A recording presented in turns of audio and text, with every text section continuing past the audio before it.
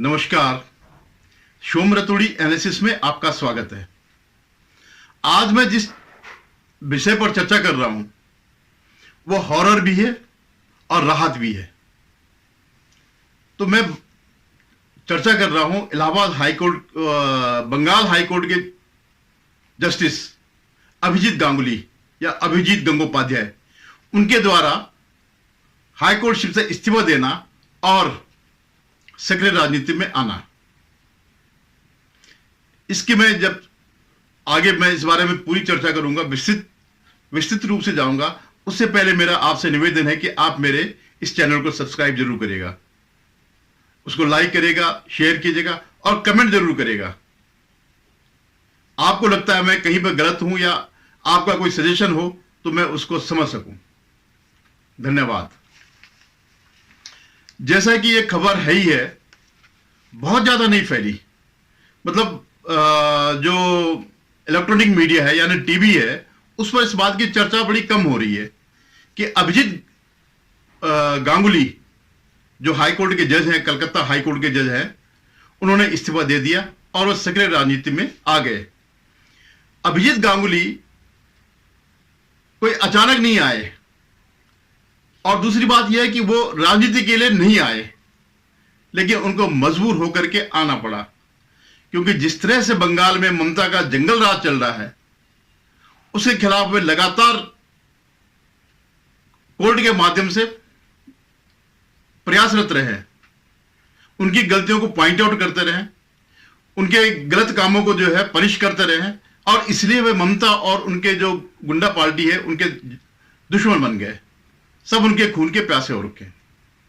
और ये बात उनके एक नेता कुणाल घोष ने भी ये बात कही कि अगर आप ये सब करते हो तो राजनीति में ही आ जाइए, और उन्होंने इस चैलेंज को एक्सेप्ट किया और वो राजनीति में है। उन्होंने शायद बीजेपी कल ज्वाइन कर ली है, कल शायद समारोह पूर्वक बीजेपी ज्वाइन करेंगे।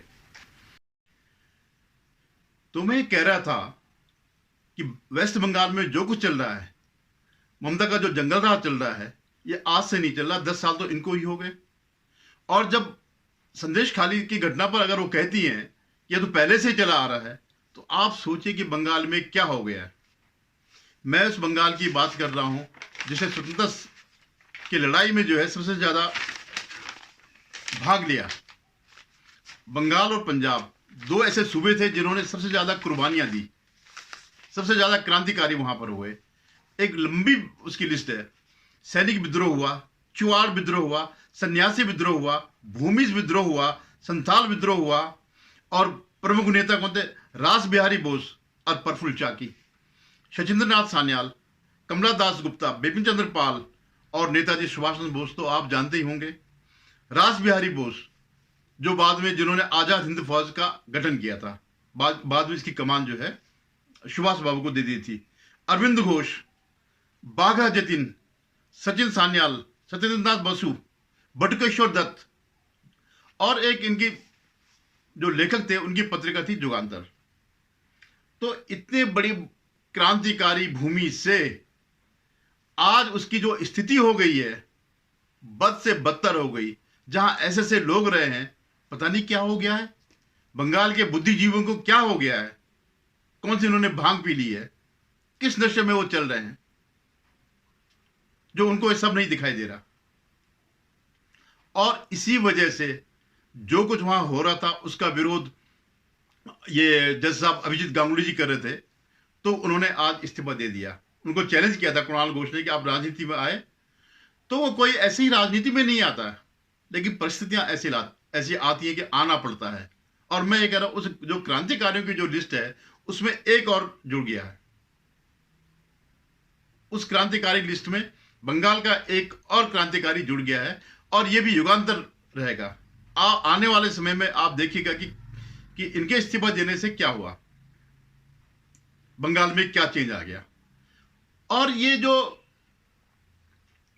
अभिजीत गांगुली जी हैं जिन्होंने इस्तीफा दिया, उनका यह इस्तीफा न्यायपालिका पर भी तमाचा है।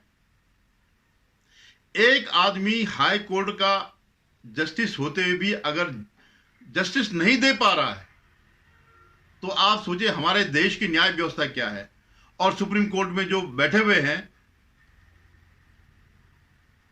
वो क्या कर रहे हैं, जिनका खून जो है छोटी छोटी बातों पे खौल जाता है, वो इतनी बड़ी घटनाओं पर नजरअंदाज किए हुए हैं। सो मोटो जैसी चीज कोई है ही नहीं।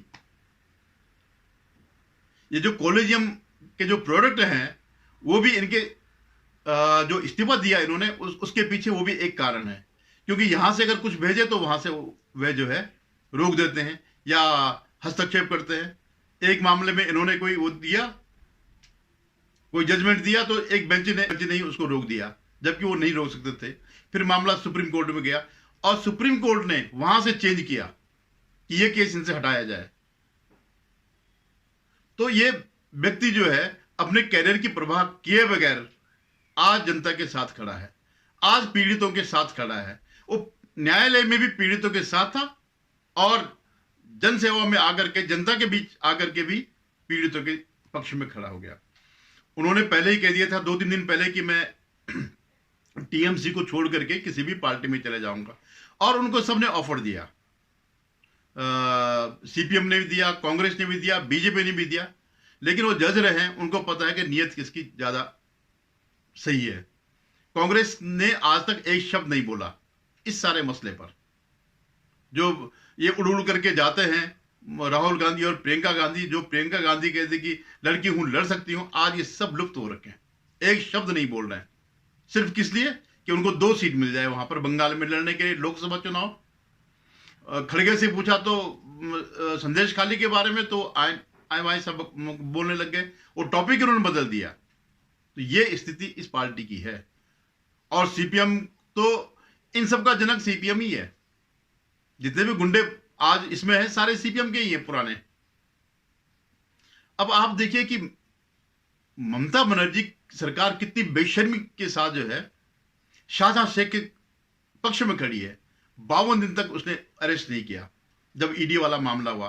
वो तो इस बीच जब ये आ गया, संदेश खाली वाला मामला जब उठा, तब जाकर के जब केस आया तो फिर कहने कि हमने इसलिए नहीं पकड़ा क्योंकि कोर्ट ने रोक लगा रखी थी। सब कुछ झूठ। कोर्ट ने पूछा भी, हाई कोर्ट ने, बता दो कहां पे लिखा कि हमने रोक लगा दी। फिर उन्होंने उनको पकड़ लिया, उसको शाहजहां शेख को पकड़ दिया। और उसका एरोगेंसी देखिए, जब उसको अरेस्ट किया गया तो यूं विक्ट्री का साइन दिखा रहा था। तो वो विक्ट्री का साइन जो है चेतावनी है ममता बनर्जी के लिए कि अगर मैं पकड़ा गया तो सोच लो तुम्हारे ऐसी की तैसी हो जाएगी। ये स्थिति है बंगाल में।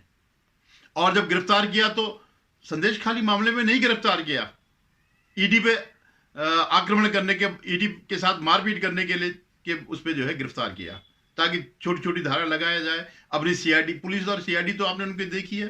पुलिस वाले तो खुद पीड़ितों को ही पीटते दिखाई दिए, और अगर किसी ने आवाज उठाई तो उसके खिलाफ जो है उसको गिरफ्तार किया। वहीं पर जो है एबीपी बांग्ला के उसको गिरफ्तार किया उन्होंने, पत्रकार को जो सच्चाई दिखा रहा था।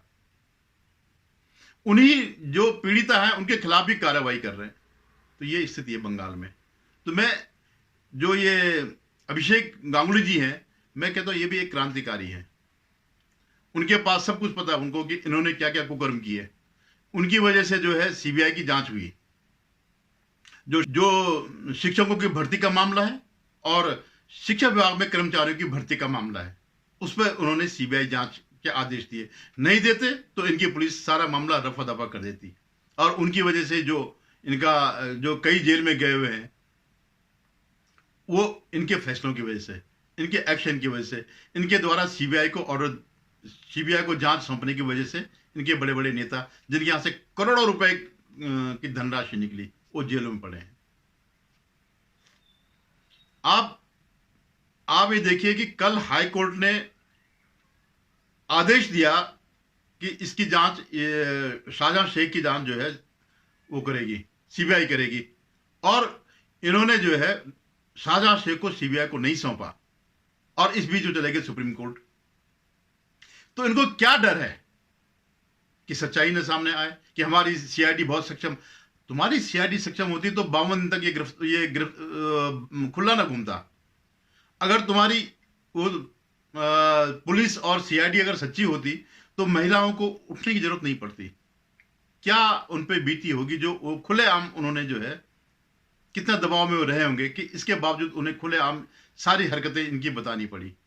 हर कोई नहीं बताता इस बात को, लेकिन ममता उसके पीछे खड़ी है। क्योंकि जैसे मैं उसका देख रहा था शहजाद पूनावाला का, कि इनके हर ऑफिस में एक शाहजहां शेख है, और ये सच्चाई है। कभी आप देखिए, मैं कभी जब उसमें देखता हूं तो इतनी गरीबी है वहां पर, पता नहीं कैसे लोग जी रहे हैं, और क्यों उनके अंदर जीने का वो खत्म हो गया, जज्बा ही खत्म हो गया इन जैसों की वजह से। ये ममता ने 2021 में भी यही किया। चुनाव के बाद इन्हीं गुंडों ने, शाहजहां शेख जैसे गुंडों ने वहां की महिलाओं की अस्मिता लूटी। मुझे उसी समय सुप्रीम कोर्ट पर मेरा ऐतराज है कि क्यों नहीं उनकी आत्मा जागी। उसका पंचायत चुनाव में तो आपने देखा ही, पंचायत चुनाव में किस ढंग से बूथ लूटे गए, ये कोई वो नहीं है कि किसी को पता ना हो, सबको पता है। तो ये जो है गांगुली जी का जो ये प्रतिरोध है, ये न्यायपालिका के प्रति भी है कि हम न्याय देने में अक्षम हैं। इसलिए जनता के बीच आकर के जनता की समस्या उठा करके हम ये न्याय देंगे, हम वो लड़ाई लड़ेंगे। और शायद है कि उनको लोकसभा का चुनाव भी लड़ाया जाएगा, और बहुत संभावना है कि जैसे जैसे माहौल है वो जीत भी जाएंगे, और उनका राजनीति में आना बहुत जरूरी है। एक शुभेंदु अधिकारी है, एक बंगाल का होना चाहिए, क्योंकि उनका एक ही नारा होता है ममता का कि ये बाहरी है, बाहरी है।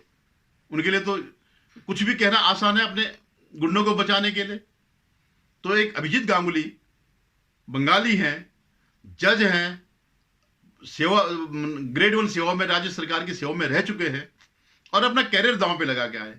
हो सकता है सुप्रीम कोर्ट में उनको लिया जाता। हालांकि जो ये कॉलेजियम है, उनसे तो ये उम्मीद नहीं की जा सकती किसी दमदार आदमी, किसी सक्षम आदमी को, किसी योग्य आदमी को सुप्रीम कोर्ट में लाए। तो मैं आप लोगों से कहता हूं, हर जगह इसका विरोध करिए। जो बंगाल में हो रहा है, जो महिलाओं के साथ हुआ, उसको हर किस्म पर, हर उस पर लिख करके, बोल करके, अपनी आवाज उठा करके ये इसका विरोध करिएगा। अगर ये प्रवृत्ति रही तो देश में कहीं भी महिलाएं सुरक्षित नहीं रहेंगी। धन्यवाद। एक बार पुनः निवेदन है कि आप मेरे इस वीडियो को, मेरे चैनल को सब्सक्राइब करिए, वीडियो को जो है देखिएगा, और उसमें कमेंट जरूर